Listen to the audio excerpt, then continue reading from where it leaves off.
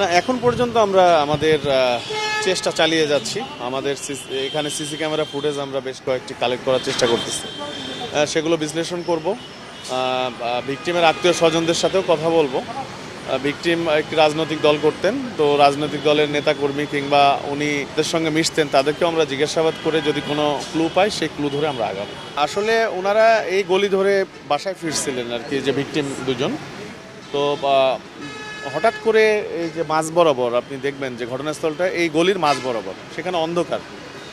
এই অন্ধকার জায়গাটিতে হঠাৎ করেই ওনাদের উপর অতর্কিত গোলাগুলির ঘটনা ঘটে। তো আমরা আসার পরে 3টি গুলির খোসা পেয়েছি ঘটনাস্থল থেকে।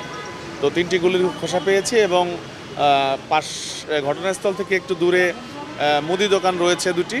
তো ওনারা দৌড়িয়ে ভিকটিম মুদি দোকানের সামনে গিয়ে পড়ে গিয়েছিল। তো ওনারা যেটি বললেন যে ওখানে যাওয়ার পরে ওনারা কথা বলতে পারেন নাই, শুধু সাহায্য চেয়েছিলেন।